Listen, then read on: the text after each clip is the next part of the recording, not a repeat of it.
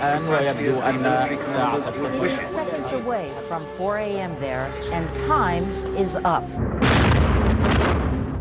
At this hour, American and coalition forces are in the early stages of military We're over to Baghdad now. A journalist is on the phone, May Yang Welsh. May, tell our viewers what you're seeing and what you're hearing right now. About maybe 2 minutes ago, I heard a huge bomb going on. I remember right before the war, there was a huge press corps. And I just remember one day, all of that media just sort of went away. We want to tell them to go back to the police academy.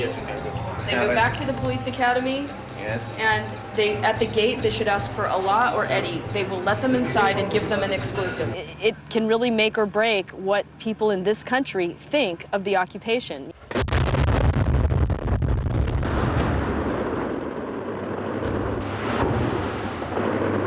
The Al Jazeera bureau had been hit by a U.S. missile and the correspondent killed. Salam, one of the Iraqi staff in the bureau, asked me if I would go with him. He wanted to check out the Al Jazeera office that had been bombed. And also, right next to it was Abu Dhabi TV, which had also been hit. So we wanted to go and see how everybody was and try and get some essential things out. This is when my worlds came together. When the United States military was on one side of the bridge and my Arab friends and colleagues were on the other side, and we were trying to get from one side to the other, and I helped them to do that. So we started walking over this bridge, and when we got right about there, we saw the tank here, and we stopped. And right about here, there was a roadblock, which was made up of dead bodies and broken cars. And there was a Jeep here. There was a half of a body on the ground. And all of these kind of gruesome things had been turned into this kind of a roadblock. And I started shouting to the Americans, "I'm an American, please don't shoot." They heard me, and so they backed their tank up so we could walk behind their tank. And they brought us all the way down to the end here and brought us to just behind that mosque where we were able to walk in safety to the Abu Dhabi office over here on the Corniche. So I think that was sort of like the moment when we realized that we could help each other, you know.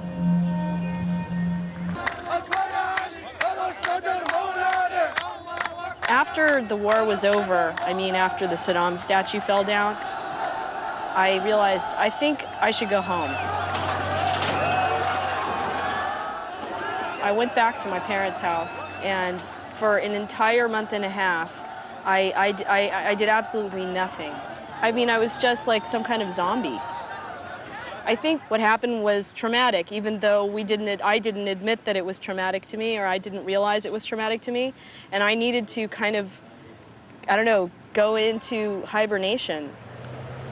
And then I got a phone call from Al Jazeera asking if I would come back and work here. So I came back here, even though I wasn't completely ready. I came back. Good evening. After Saddam himself, they were the two most wanted and hated men in Iraq. Tonight, his sons Uday and Qusay are dead, killed in a shootout with American troops in a northern Iraqi city.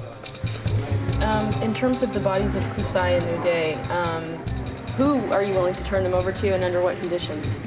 What I'm doing is trying to resolve those conflicts between Al Jazeera and the U.S. military, or at least calm them down with some dialogue and some communication. I think I have made some headway with the U.S. military in terms of helping them to understand that Al Jazeera is not against them. And I also think that I've made some headway in taking their point of view, that their perspective, the U.S. military's perspective, is not being seen on Al Jazeera. That sometimes, you know, something will happen and Al Jazeera will just rely on eyewitness accounts and not bother to ask the U.S. military, well, gee, is this what happened? Civilian people dead. رجل نصراني هذا مسيحي خلقناهم الصوابه وهو عافونا ومشوا. Yes, please back up. Please. I'm trying to figure it out too. I'm just not getting too sick.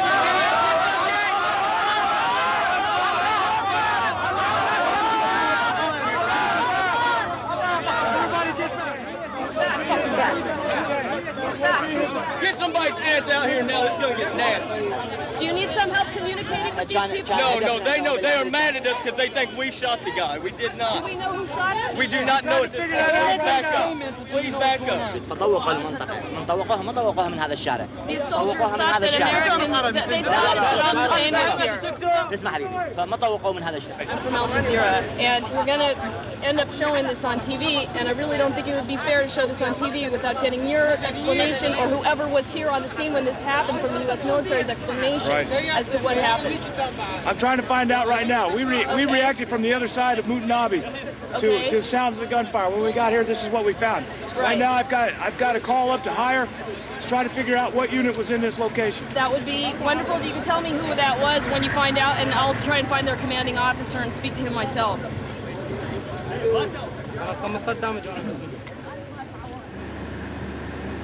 These people are the family members of the people who were in the car that got killed. كانت بيني وبين موقعتي من الناس حتى كان كمبيوتر قاعدين بالسطح بيه قاتلين يقول لي ليش خلونا واحد من الأخ ما ضليت أتوسل بيه على مود أقوم.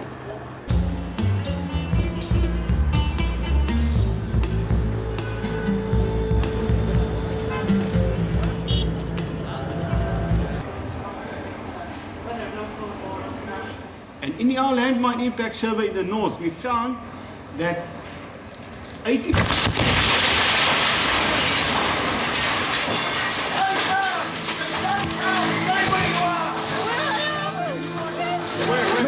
Where's the door?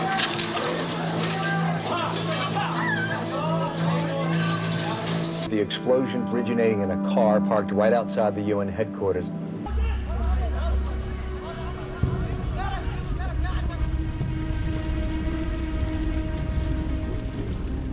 Right around the corner from my hotel, there was a big car bombing. I just remember all of a sudden there was this huge explosion, and my windows right in front of me turned bright orange and black and shattered into my face.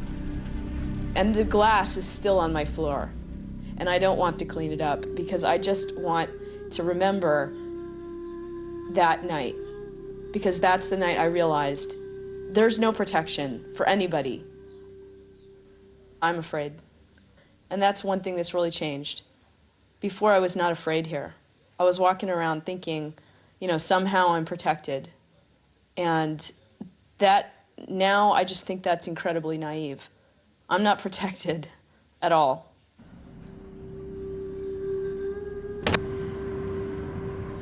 The situation in Iraq has deteriorated to the point that you're driving home, you have to worry about, am I going to be kidnapped? There could be a truck bomb.